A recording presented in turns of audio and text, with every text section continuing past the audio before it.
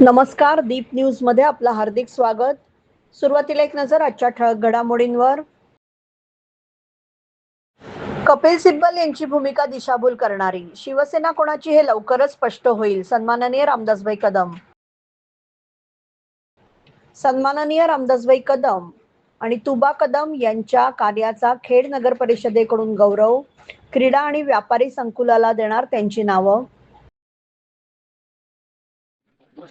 उद्धव ठाकरे यांच्या टीकेला रामदास कदम यांचे प्रत्युत्तर. म्हणाले, जेवढे गद्दार गद्दार बोलाल तेवढे स्वतःचेच नुकसान कराल. मुंबई गोवा महामार्गावर भीषण अपघात, क्रेटाच्या धडकेत किया कार पलटी. आंचर्लेत गुरे बेशुद्ध अवस्थेत आढळल्याने खळबळ, 2 संशयित गाड्यांचा दापोलीपर्यंत पाठलाग, एकाला पोलिसांनी घेतलं ताब्यात. दापोलीत निवडणूक वाहन चालक मालक आक्रमक, 6 महिन्यांपासून भाडे थकीत, उपासमारीची वेळ. शिवसेना पक्ष आणि पक्षाच्या चिन्हाबाबत सर्वोच्च न्यायालयातील सुनावणीच्या पार्श्वभूमीवर माजी मंत्री रामदासभाई कदम यांनी उद्धव ठाकरे गटासह ज्येष्ठ वकील कपिल सिब्बल आणि खासदार संजय राऊत यांच्यावर जोरदार निशाणा साधलाय. कपिल सिब्बल यांनी न्यायालयात आपली भूमिका मांडली आहे, मात्र त्यांच्या युक्तिवादाशी आपण सहमत नसून आमचाही या विषयाचा अभ्यास असल्याचं रामदास कदम यांनी स्पष्ट केलंय. उद्धव ठाकरे यांच्या वकिलांनी त्यांची बाजू मांडली असून पुढील आठवड्यात आमच्या वकिलांकडून आमची बाजू मांडली जाईल. नाण्याला 2 बाजू असतात, त्यामुळे अंतिम चित्र न्यायालयीन प्रक्रियेनंतरच स्पष्ट होईल, असं कदम म्हणाले. पक्ष हा वारसा हक्काने मिळत नसतो, वारसा हक्काने मालमत्ता मिळते, असा टोला त्यांनी उद्धव ठाकरे यांना लगावला. शिवसेना प्रमुखांच्या विचारधारेच्या विरोधात जाऊन केवळ मुख्यमंत्री होण्यासाठी उद्धव ठाकरे यांनी काँग्रेससोबत हातमिळवणी केली आणि त्याच दिवशी त्यांचा शिवसेना प्रमुखांच्या विचारांशी वैचारिक संबंध संपला, असा गंभीर आरोपही रामदास कदम यांनी केलाय. आम्ही हिंदुत्वाची विचारधारा घेऊन पुढे जात आहोत. 2/3 बहुमत झाल्यानंतर निवडणूक आयोगाने एकनाथ शिंदे यांना संधी दिली, असा दावा त्यांनी केलाय. उद्धव ठाकरे यांनी विधिमंडळात निवडणुकीला सामोरे न जाता आदल्या दिवशीच मुख्यमंत्री पदाचा राजीनामा दिला, ही त्यांची चूक होती, असेही कदम यांनी म्हटले. विधिमंडळ वेगळे आणि पक्ष वेगळा आहे. शिवसेना प्रमुखांनी काँग्रेस सोबत जाणार नसल्याची भूमिका स्पष्ट केली होती, असेही त्यांनी सांगितले. दरम्यान संजय राऊत यांच्यावरही रामदास कदम यांनी टीका केली. 2018 मधील घटना समोरासमोर आल्यानंतर वास्तव स्पष्ट होईल, त्यामुळे त्याआधी ढोल वाजवण्याची गरज काय, असा सवाल त्यांनी केला. ढोल वाजवणे हे संजय राऊत यांचे काम असल्याचा खोचक टोला लगावत आमची चिंता करण्यापेक्षा उद्धव ठाकरे कुठे जाणार आहेत हे त्यांनी जनतेला सांगावं, असं कदम म्हणाले. ज्यांच्याकडे बहुमत आहे त्यांचा पक्ष मानायचा की ज्यांच्याकडे केवळ 20 आमदार आहेत त्यांचा पक्ष मानायचा, असा सवाल करत महाराष्ट्राच्या जनतेने एकनाथ शिंदे यांच्या बाजूने कौल दिला असल्याचा दावा रामदास कदम यांनी केला. कपिल सिब्बल यांच्या युक्तिवादावरही कदम यांनी जोरदार आक्षेप घेतला. आमच्याकडे 20 आमदार होते आणि ते गेले असे म्हणणे चुकीचे आहे. ते गेलेले नाहीत तर पडले, असा दावा करत सर्वोच्च न्यायालयाची दिशाभूल केली जात असल्याचा आरोप त्यांनी केला.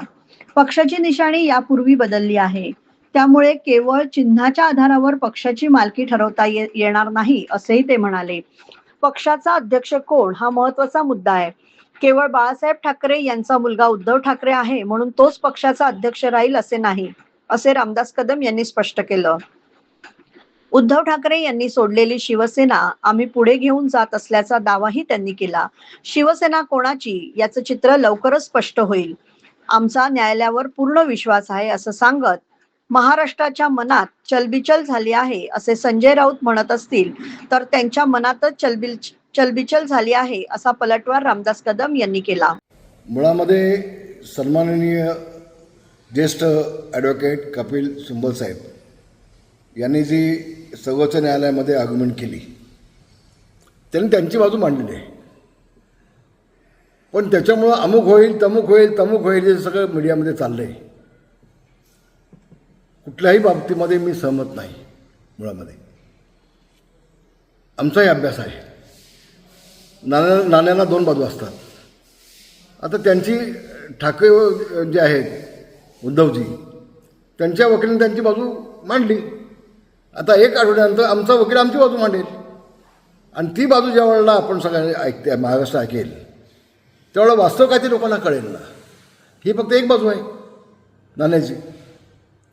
गंमत अशी आहे की पक्ष कुणाचा. एक गोष्ट मी आपल्याला सांगतो, पक्ष हा वारसा हक्काने जात नसतो. वारसा हक्कानं तुमची मालमत्ता जाते. ज्या दिवशी उद्धवजींनी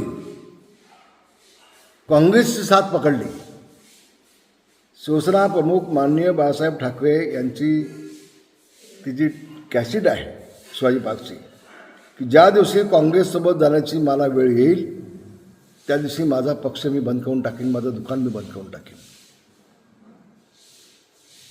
असं असताना शिवसेना प्रमुखांच्या विचाराच्या विरोधात जाऊन फक्त मुख्यमंत्री बनण्यासाठी उद्धवजींनी काँग्रेस साथ पकडली. त्या दिवशी शिवसेना प्रमुखांचा आणि त्यांचा वैचारिक संबंध संपला. वैचारिक म्हणतो, विचारांचा विषय संपला त्या दिवशी. शिवसेना प्रमुखांच्या शिवसेनेचा विषय हा त्या दिवशी संपला ज्या दिवशी उद्धवजी काँग्रेससोबत गेले.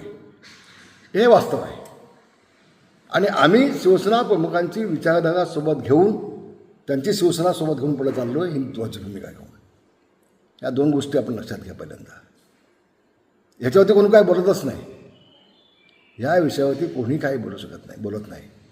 आणि म्हणून 2/3 झाल्यानंतर निवडणूक आयोगानं एकनाथ शिंदेला संमती दिली.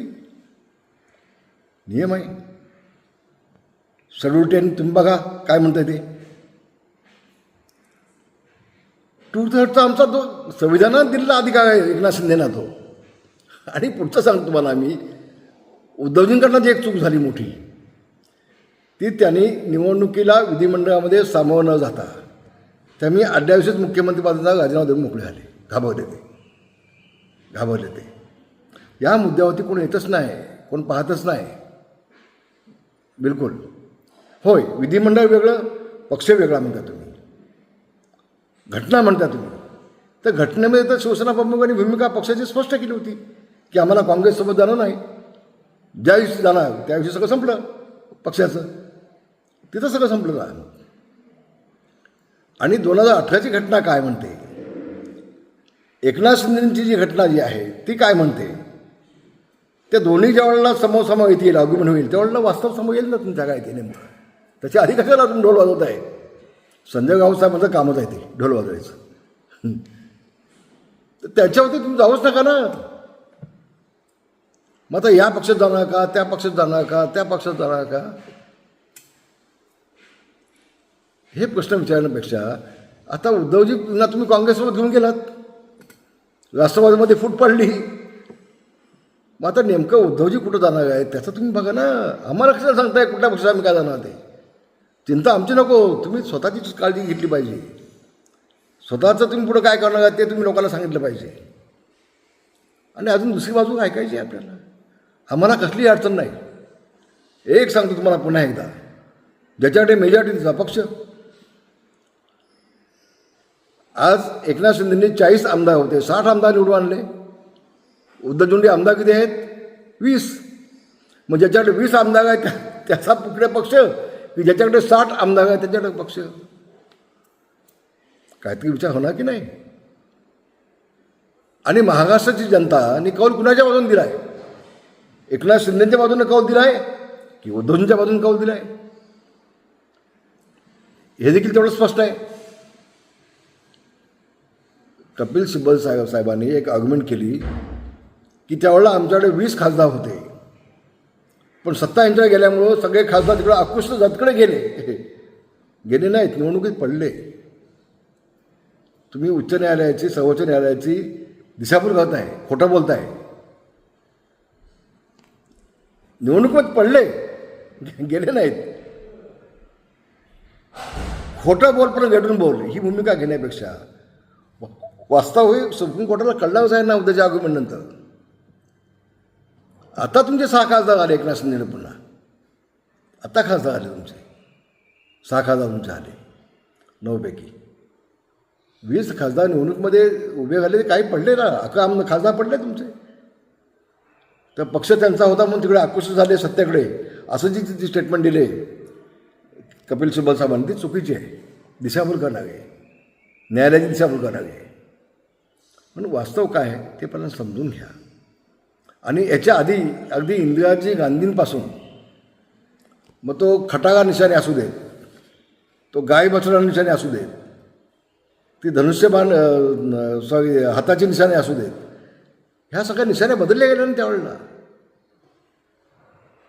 बदलले गेले ना. आणि अध्यक्ष कोण पक्षाचा? पक्ष तोच आहे. अध्यक्ष कोण हे शिवसेने ठेवणार ना, की बाळासाहेबांचा मुलगा उद्धव आहे म्हणून बाळासाहेबांनी उद्धवच अध्यक्षपद देणार असं नाही, असं नाही. आम्ही सगळे एकनाथ शिंदेच्या सोबत आहोत शिवसेना म्हणून. शिवसेना प्रमुख ते आहेत. शिवसेना प्रमुखांची शिवसेना आमची आहे असं आमचं मत आहे, म्हणणं आहे, ठाम म्हणणं आहे. कारण शिवसेना प्रमुखांची भूमिका आम्हीच घेऊन चाललो आहे, उद्धवजींनी सोडली. काय म्हणतात 1966 सालामध्ये शिवसेना प्रमुखांनी शिवसेनेची स्थापना केली आणि तुम्ही आम्हाला सांगताय? हे माहिती नाही आम्हाला, आणि आम्हाला एक्सेप्ट आहे ना ते. आम्ही कुठे नाकारलं आहे कधी? मग ती शिवसेना आम्ही पुढे घेऊन चाललो आहे की? उद्धवजींनी सोडली ना ती विचार बाळासाहेबांची. मी तुम्हाला आज खरं सांगतो, ज्यावेळेस शेवटचा निर्णय झाला काँग्रेससोबत जाण्याचा, मुख्यमंत्री होण्याचा, त्या दिवशी मातोश्रीवरती मी उद्धवजींना उभं करलो, बोललो, सांगितलं, उद्धवजी आम्ही प्रयत्न केले की तुम्ही शिवसेना प्रमुखांच्या विचारात त्या विरोधात जाऊ नका. आपण भाजप शिवसेना भाजप म्हणून युती म्हणून निवडून आलो आहे, आपण युती म्हणून काम करून घेऊया. तुम्ही जरी म्हटलात की 2.5 वर्ष यांची सत्ता आणि 2.5 वर्ष यांची सत्ता असं आमचं बोलणं झालं तर पण तुम्ही दोघंजण येऊन मीडियासमोर बोललात नाही. तुमच्या समोर पंतप्रधान बोलले होते मोदीजी, उद्या सत्ता आली तर मुख्यमंत्री आमचा असेल, त्यावेळेला तुम्ही व्यासपीठाला खाली आलात नाही. मग कोण खोटं आणि कोण खरं बोलत आहे? आणि म्हणून आपण निवडणूक लढलो शिवसेना भाजप म्हणून, आणि तुम्ही मुख्यमंत्री झालात काँग्रेससोबत जाऊन. ही विचारधारा शिवसेना प्रमुखांची नाही. शिवसेना प्रमुख कधीही मुख्यमंत्री झाले असते, लोकसभेचे अध्यक्ष झाले असते. साहेब कधी निवडणूक लढले नाहीत, कधी विधिमंडळात गेले नाहीत, कधी मंत्रालयामध्ये गेले नाहीत. साहेबांची भूमिका ही तुम्ही चालवत नाही ना उद्धवजी. साहेबांच्या नेमकं विधाची भूमिका घेऊन सुद्धा चालले आहेत. आणि म्हणून शिवसेना कुणाची हे जितकं लवकर स्पष्ट होईल, ज्यावेळेला पुन्हा आगमनात 8 दिवसांनी होईल आमची शिवसेनेकडून, त्यावेळेला तितकं स्पष्ट होईल. महाराष्ट्र मनामध्ये जे काय चलबिचल झाली असं संजय भाऊ म्हणतात, चलबिचल त्यांच्या मनात झालेली आहे, आमच्या मनात नाही. आम्ही ठाम आहोत. आमचा विश्वास आहे, आमचा न्यायालयावरती विश्वास आहे, आमचा न्यायाधीशांच्यावरती विश्वास आहे, आणि 100% आम्हाला न्याय मिळेल ही खात्री आमच्या मनामध्ये आहे. धन्यवाद. जय हिंद, जय महाराष्ट्र. खेड शहराच्या विकासात मोलाचं योगदान देणाऱ्या मान्यवरांच्या कार्याचा गौरव करण्याचा ऐतिहासिक निर्णय खेड नगर परिषदेच्या सर्वसाधारण सभेत घेण्यात आलाय. शहरात उभारण्यात येणाऱ्या क्रीडा संकुल आणि व्यापारी संकुलाला खेडच्या विकासासाठी योगदान देणाऱ्या रामदासभाई कदम आणि माजी आमदार तुबा कदम यांची नावं देण्याचा ठराव सर्वानुमते मंजूर करण्यात आलाय. खेड तालुक्याच्या सर्वांगीण विकासात महत्त्वपूर्ण योगदान देणारे शिवसेना नेते सन्माननीय रामदासभाई कदम यांचं नाव क्रीडा संकुलाला देण्यात येणार आहे. खेड तालुक्याच्या विकासासोबतच महाराष्ट्राचे गृहराज्यमंत्री आणि पर्यावरण मंत्री म्हणून काम करताना त्यांनी राज्याच्या विकासातही उल्लेखनीय योगदान दिलं. त्यामुळे त्यांच्या कार्याचा सन्मान म्हणून क्रीडा संकुलाला त्यांचं नाव देण्यास नगर परिषदेतील सर्व नगरसेवक आग्रही असल्याचे भाजपच्या नगरसेविका वैभवी खेडेकर यांनी सांगितलं. तर नव्याने उभारण्यात येणाऱ्या व्यापारी संकुलाला माजी आमदार तुबा कदम यांचं नाव देण्यात येणार आहे. तुबा कदम यांनी कुणबी शिक्षण संस्थेची स्थापना करून शिक्षणापासून वंचित असलेल्या विद्यार्थ्यांसाठी शिक्षणाची दारं खुली करून दिली आहेत. तालुक्यातील विद्यार्थ्यांसाठी वसतिगृहाची सुविधा निर्माण केली आणि विद्यार्थ्यांच्या शिक्षणासाठी प्रत्यक्ष योगदान. कालच आमची सर्वसाधारण सभा झाली आणि या सभेमध्ये हे ऐतिहासिक निर्णय घेण्यात आले आणि बहुमतामध्ये हा निर्णय ठराव पास झाले.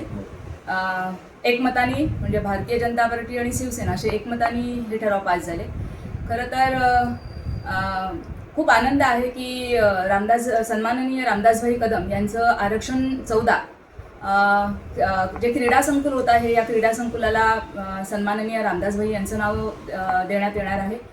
यांची कारकीर्द पाहता म्हणजे खेडमध्ये त्यांनी कामं केलेलीच आहेत, विकास कामं असतील किंवा जर का आपण विचार केला तर तालुक्यामध्ये देखील, आणि त्यांनी महाराष्ट्र राज्याचं गृहराज्यमंत्रीपद आणि पर्यावरण मंत्रीपद अतिशय चांगल्यारीत्या त्यांनी त्यावेळेला त्यांचा एक दबदबा निर्माण केला होता की अतिशय सुंदररित्या त्यांनी काम केलेलं आहे.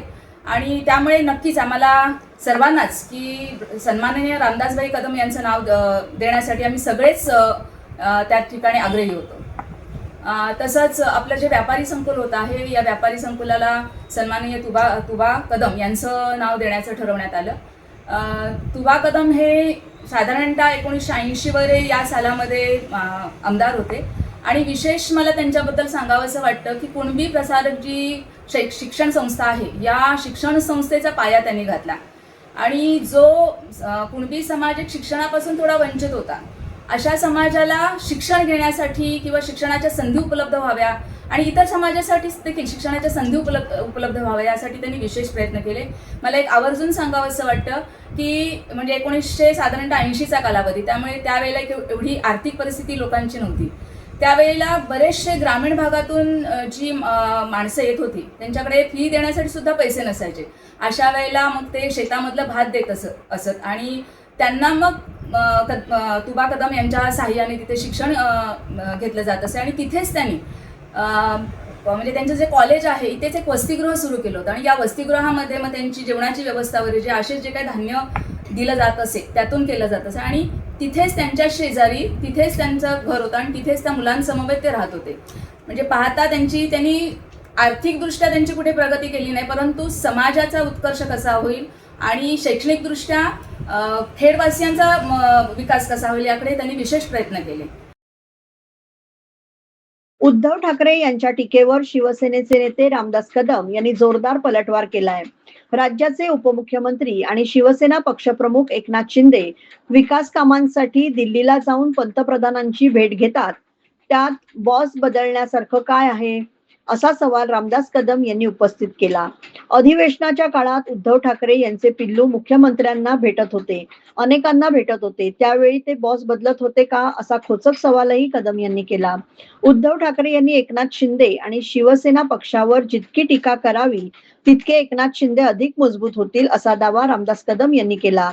तसेच वारंवार गद्दार गद्दार असे म्हणत राहिल्याने उद्धव ठाकरे स्वतःचेच राजकीय नुकसान करत आहेत, अशी टीकाही त्यांनी यावेळी केली. मोगलांच्या काळामध्ये मोगलांच्या घोड्यांना पाण्यामध्ये संताप झाला दिसायचे, तसं आमच्या उद्धवजींना जळी स्थळी काष्टी पाशांनी फक्त एकनाथ शिंदे दिसत आहेत. आता एकनाथ शिंदे पंतप्रधानांना भेटले म्हणून ते त्यांचे बॉस झाले असं त्यांचं म्हणणं आहे. उद्धवजी, आपण मला सांगा, आपण मुख्यमंत्री असताना सर्वपक्षीय शिष्टमंडळ दिल्लीत घेऊन गेलात पंतप्रधानांना भेटण्यासाठी, आणि नंतर तुम्ही सगळ्या लोकांना बाहेर काढलीत नाही, एकटेच तुम्ही एक तास बसला होता पंतप्रधानांकडे. मग तेव्हा तुमचे बॉस काय पंतप्रधान होते का? आपण सांगू शकाल का? मग तुम्ही बाळासाहेबांचं नेतृत्व सोडून मग तुम्ही काय मोदींचं घेतलं करत का? राज्याचे उपमुख्यमंत्री विकास कामासाठी कोणालाही भेटू शकतात. शेवटी केंद्रातला निधी आणला तरच राज्याचा विकास होणार आहे. पण याच्यामुळं, या स्टेटमेंटमुळं उद्धवजीचा अभ्यास किती प्रचंड आहे हे महाराष्ट्राच्या जनतेला लक्षात येईल. उद्धवजींच्या मनात एकनाथ शिंदेच्या बाबतीमध्ये किती द्वेष आहे, द्वेष ते त्यांनी दाखवून दिलेलं आहे. आणि म्हणून तुम्ही असे किती एवढंच काम त्यांचं उद्धवजींचं फक्त टीका करणं, गद्दार बोलणं, याच्या पलीकडे उद्धवजींनी काय केलं नाही. जेवढं टीका करत आहेत तेवढा उद्धवजींचा पक्ष संपतोय.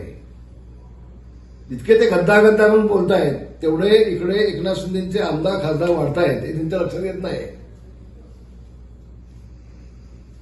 फक्त तोंडसूक घ्यायचं,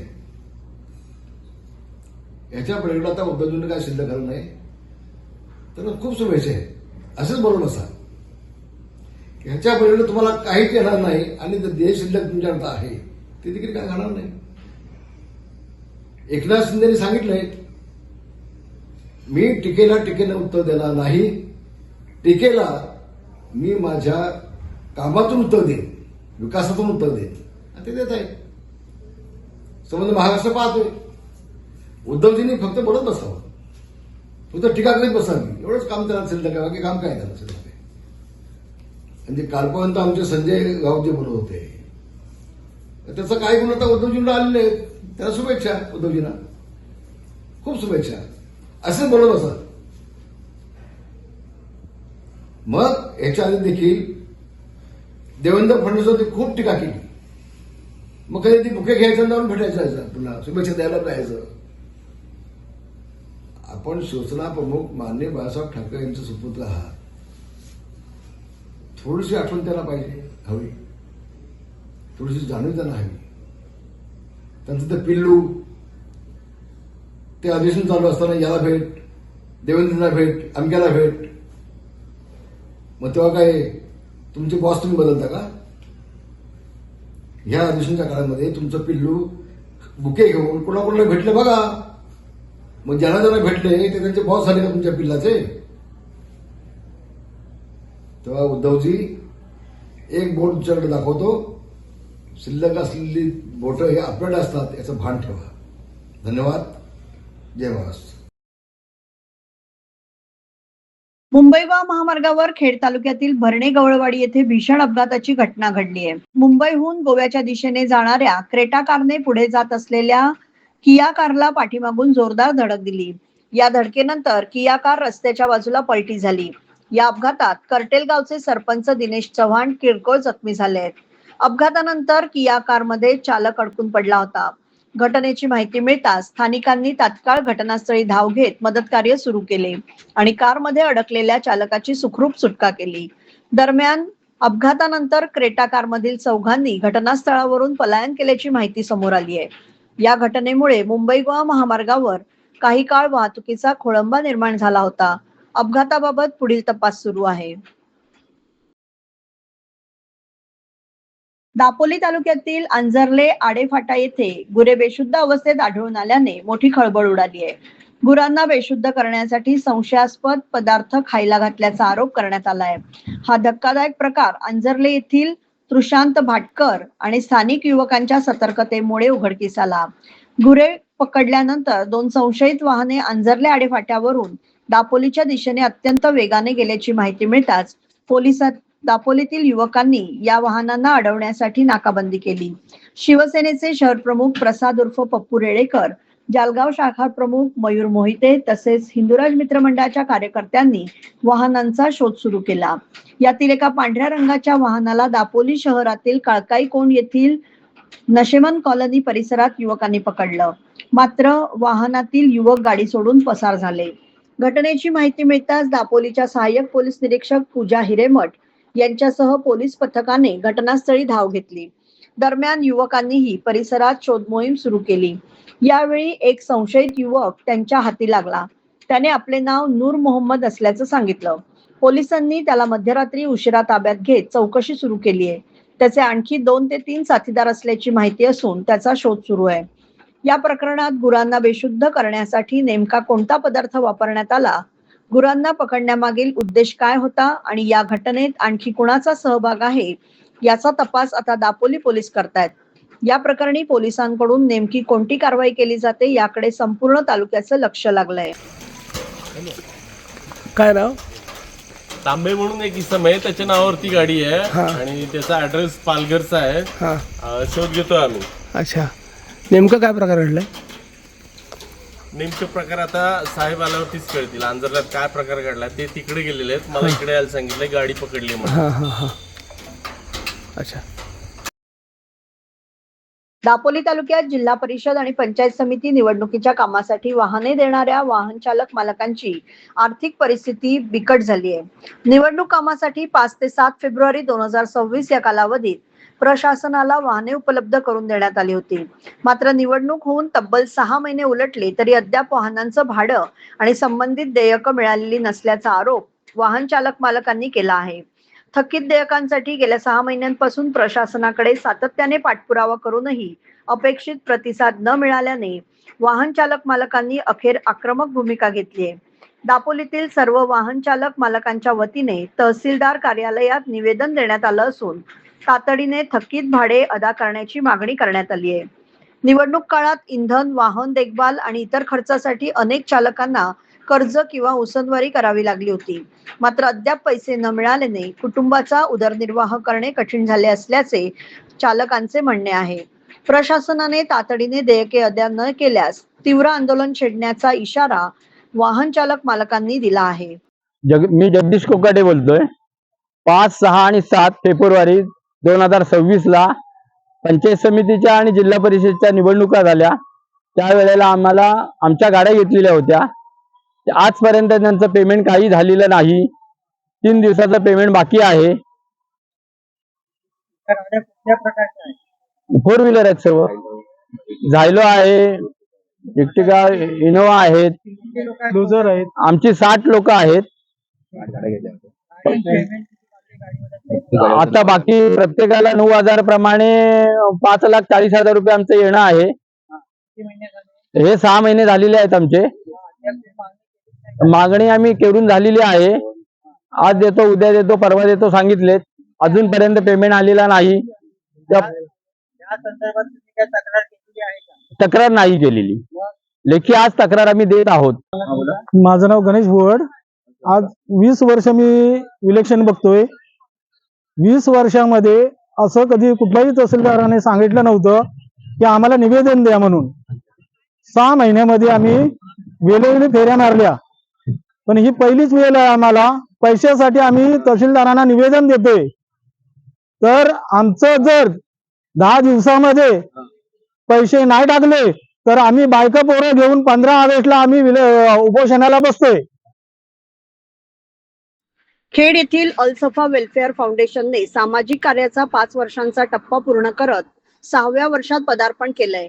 गेल्या 5 वर्षात संस्थेने विविध समाजोपयोगी उपक्रम राबवत सामाजिक बांधिलकी जपली आहे. 6व्या वर्षात प्रवेश करताना संस्थेने पर्यावरण संवर्धनावर विशेष भर देण्याचा निर्णय घेतला असून खेड शहर प्लास्टिक मुक्त करण्याचा निर्धार व्यक्त केला आहे. प्लास्टिक बंदीबाबत जनजागृती करण्यासोबतच नागरिकांचा सक्रिय सहभाग मिळवण्यासाठी विविध उपक्रम आणि कार्यक्रम राबवण्यात येणार आहेत. याबाबतची माहिती अलसफा वेलफेअर फाउंडेशनच्या पदाधिकाऱ्यांनी पत्रकार परिषदेत दिली. पर्यावरणाचे संरक्षण ही प्रत्येक नागरिकाची जबाबदारी असून प्लास्टिक मुक्त खेडच्या मोहिमेत नागरिकांनी उत्स्फूर्तपणे सहभागी व्हावं असं आवाहन संस्थेच्या पदाधिकाऱ्यांनी केलंय. मी आता एक प्रतिष्ठ व्यापाराची दुकानात आलेलो आहे. कळवा गुजरालीमध्ये त्यांचं दुकान आहे. तर संदीप कळवा आपल्या समोर आहेत. त्यांच्या दुकानामध्ये आलो तर त्यांना मी प्रश्न विचारला. त्या प्रश्नामध्ये ते आता आपल्याला उत्तर देतील. तर साहेब, आपण प्लास्टिक सिंगल प्लास्टिक यूज म्हणजे विक्रीसाठी ठेवता का? नाही. जसं खेड नगर परिषद आदेश ज्या दिवसापासून जाहीर केले त्यापासून पिशवी बंद आहे. आपली पिशवी आपण या ठिकाणी विकायला आणलेली आहे. बरोबरच अलसफा वेलफेअर फाउंडेशन आणि खेड नगर परिषद यांनी सुंदर असा उपक्रम घेतलेला आहे. त्यांनी 8 ते 10,000 पिशव्या त्या शहरामध्ये वाटलेल्या आहेत. माझ्या सर्व नागरिकांना विनंती आहे की ही कापडी पिशवी वापरा आणि प्रदूषण टाळा. प्लॅस्टिक टाळूया, पर्यावरण वाचवूया, निसर्गाच्या खुशीत सुंदर भविष्य करू. बरोबरच तुम्ही सगळ्यांनी जर एक हात दिला तर फार बरं होईल. 2 हात प्रार्थनापेक्षा 1 हात मदतीचा फार महत्त्वाचा असतो. धन्यवाद. खेड येथील हिंदुराज गोविंदा पथक 17व्या पर्वाचा सराव शिबिराचा शुभारंभ नुकताच खेड नगर परिषदेचे उपनगराध्यक्ष सतीश उर्फ पप्पू चिकणे यांच्या हस्ते श्रीफळ वाढवून करण्यात आला. यावेळी सतीश चिकणे यांनी या गोविंदा पथकास शुभेच्छा दिल्या. या प्रसंगी मंडळाचे अध्यक्ष सुनील शिंदे, उपाध्यक्ष जितेंद्र सौंदरे, शिर्केसर, महिला प्रतिनिधी सौजयमाला पाटणे, नगरसेवक यश खेडेकर यांच्यासह मंडळाचे पदाधिकारी आणि कार्यकर्ते मोठ्या संख्येने उपस्थित होते. श्री स्वामी समर्थ. आज या ठिकाणी हिंदुराज मित्रमंडळ गोविंदा पथकाचा 17वं पर्व या ठिकाणी आपण सराव शिबिराचा या ठिकाणी आपण शुभारंभ या ठिकाणी केलेला आहे.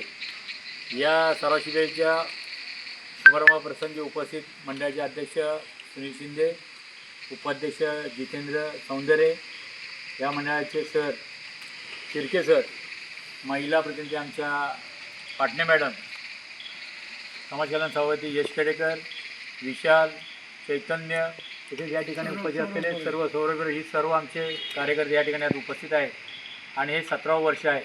आजपर्यंत कोणताही विघ्न न होता हिंदुराज मित्रमंडळाने 7 थर आणि 8 थराचा प्रयत्न केलेला आहे. त्याचप्रमाणे ह्यावर्षीसुद्धा आम्ही तेच थर आणि तेच थर लावण्याचा प्रयत्न करणार आहोत.